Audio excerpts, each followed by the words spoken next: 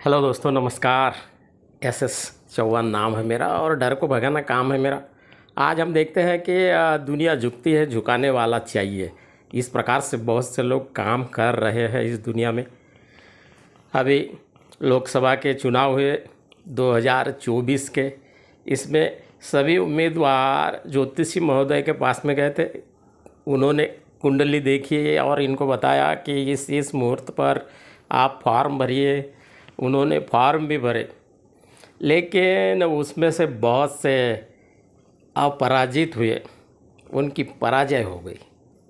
क्यों हुई? ज्योतिषी महोदय ने तो उनको कहा था ना कि आपकी विजय अवश्य होगी, ये कर्म कांड करना पड़ेगा, ऐसा यज्ञ करना पड़ेगा, वगैरह वगैरह उनको बता दिया। लेकिन जब चुनाव का परिणाम आया तब सब उल्टा पुल्टा हो गया। मध्य प्रदेश, उत्तर प्रदेश, बंगाल, दिल्ली, पंजाब, यहाँ पर तो ऐसे ऐसे उम्मीदवारों को पटकनी मिल गई कि वो परेशान हो गए हैं। बहुत से ज्योतिषी महोदय नागपुर में थे। अनेक उम्मीदवारों का उन्होंने भी भविष्य बताया था, उनको जीतने का आश्वासन भी दिया था, पैसा भी लिया था, लेकिन वो पराजित हो गए। एक से बढ़कर के एक। उन लोगों ने जब उनको फ़ोन किया तो उन्होंने फ़ोन भी नहीं उठाया।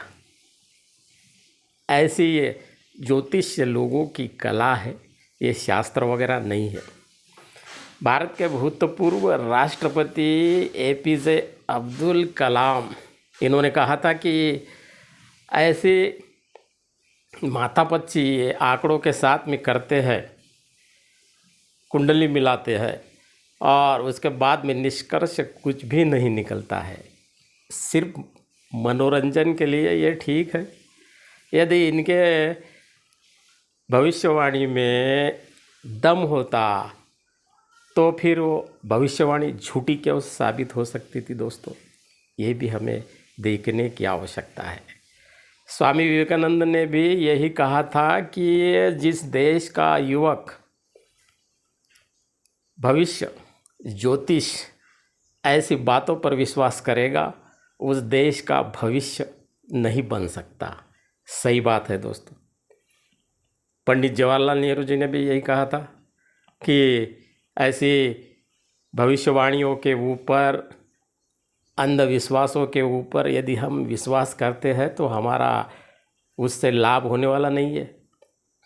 समाज में जब तक के वैज्ञानिक दृष्टिकोण नहीं आएगा तब तक के हमारे देश का विकास होना असंभव है दोस्तों। ज्योतिषियों के पास में हम जाते हैं तो फिर उनसे स्टैम्प पेपर पर लिख कर लेना चाहिए, और उन्होंने भी स्टैम्प पेपर पर लिख कर देना चाहिए कि नहीं। गारंटी कुछ होती है। आजकल सभी चीज़ों की गारंटी दी जाती है। मोदी की गारंटी ऐसा भी कहा गया था, लेकिन कहाँ गई वो गारंटी? ये ज्योतिषी लोग हमको सिर्फ और सिर्फ बेवकूफ़ बनाते हैं। ये भी हमने ध्यान में रखना चाहिए। अभी चुनाव में जो जो उम्मीदवार पराजित हुए हैं, उन्होंने ज्योतिषियों के पास में जाना चाहिए। उनको कहना चाहिए कि आपने तो हमको जीतने की गारंटी दी थी, हम क्यों पराजित हुए?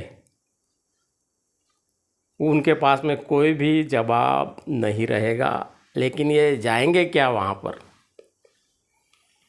जो हार गए 2029 में, फिर से ये ज्योतिषियों के पास में जाएंगे, कुंडली मिलाएंगे और भविष्य देखेंगे।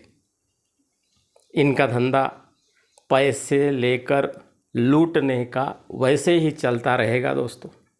इसलिए हमने जागरूक होना चाहिए।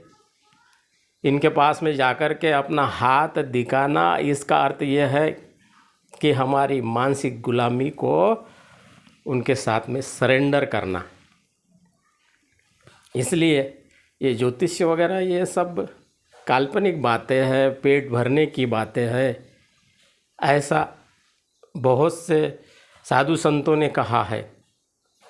साहित्यिकों ने कहा है, कम पढ़ी लिखी महिला साहित्यिक बहिणाबाई चौधरी ने कहा था कि नको नको रे ज्योतिष्या, नको माझ्या दारी येऊ, माझं भाग्य मला कळे, नको माझा हाथ पाओ। कितनी बड़ी बात की थी उन्होंने कि मेरा हाथ आपको देखने की ज़रूरत नहीं है।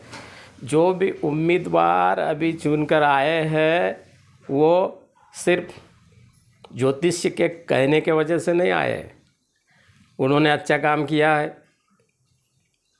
जनता से उनका संपर्क था, जनता का उनके ऊपर विश्वास था, इसलिए वो चुन कर आए हैं। ये जो पराजित लोग हैं इन्होंने आत्म परीक्षण करना चाहिए।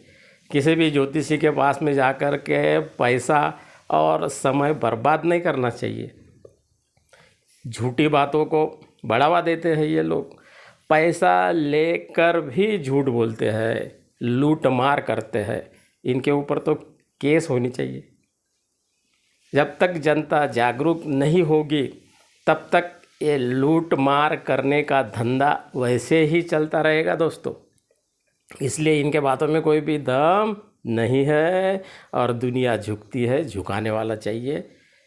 ऐसा इनका काम चल रहा है, तेरी भी चुप और मेरी भी चुप, ऐसी इनकी स्थिति है। इसलिए हम लोगों ने सतर्क हो जाना चाहिए। इस चैनल को सब्सक्राइब कीजिए, लाइक कीजिए, शेयर कीजिए और सत्य को फैलाइए चारों तरफ, ताकि झूठे लोग चुपचाप बैठे, क्योंकि ये पैसा लेते हैं और झूठ बोलते हैं, यही तो सच्चे भ्रष्टाचारी है। ये भी हमने ध्यान में रखना चाहिए दोस्तों। आज बस इतना ही, धन्यवाद।